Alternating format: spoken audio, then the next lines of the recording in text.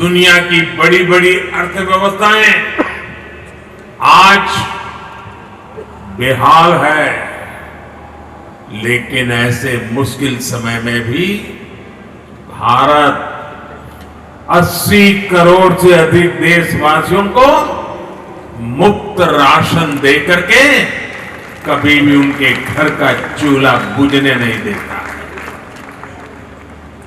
ऐसे माहौल में भी भारत इंफ्रास्ट्रक्चर के निर्माण पर अभूतपूर्व निवेश कर रहा है। ये आज के भारत की प्रतिबद्धता को दिखाता है। विकसित भारत के हमारे संकल्प का प्रतिबिंब है। भाइयों और बहनों, विकसित भारत के निर्माण में हमारे शहरों की भूमिका सबसे अहम है।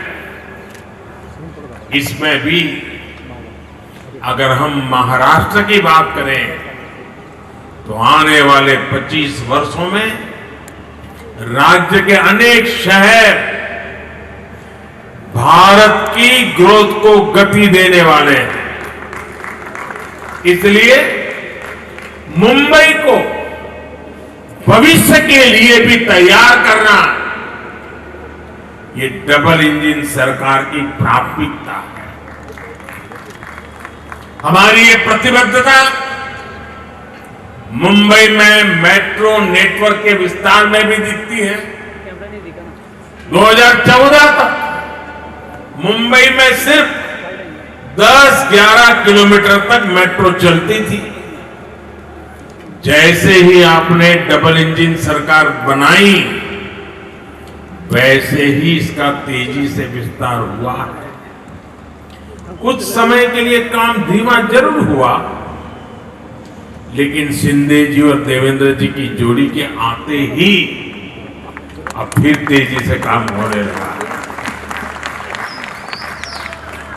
मुंबई में 300 किलोमीटर के नेटवर्क की तरफ हम तेज गति से आगे बढ़ रहे हैं। जब राज्य में विकास के लिए समर्पित सरकार होती है, जब शहरों में सुशासन के लिए समर्पित शासन होता है, तभी ये काम तेजी से जमीन पर उतर पाते हैं। इसलिए मुंबई के विकास में स्थानीय निकाय की भूमिका बहुत बड़ी है।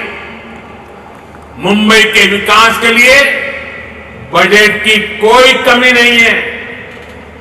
बस मुंबई के हक का पैसा सही जगह पे लगना चाहिए। अगर वो भ्रष्टाचार में लगेगा, पैसा बैंकों की तिजोरी में बंद पड़ा रहेगा, विकास के काम को रोकने की प्रवृत्ति होगी, तो फिर मुंबई का भविष्य उज्जवल कैसे होगा? मुंबई के लोग, यहां के सामान्य जन परेशानियां झेलते रहे, ये शहर विकास के लिए तरसता रहे। ये स्थिति 21वीं सदी के भारत में कभी भी स्वीकार्य नहीं हो सकती है, और शिवाजी महाराज के महाराष्ट्र में तो कभी नहीं हो सकती है। मैं मुंबई के लोगों की हर परेशानी को समझते हुए बहुत बड़ी जिम्मेवारी के साथ इस बात को रख रहा हूं। भाजपा की सरकार हो, एनडीए की सरकार हो, कभी विकास के आगे राजनीति को नहीं आने देती। विकास हमारे लिए सबसे बड़ी प्राथमिकता है। अपने राजनीतिक स्वार्थ की सिद्धि के लिए भाजपा और एनडीए की सरकारें कभी विकास के कार्यों पर ब्रेक नहीं लगाती।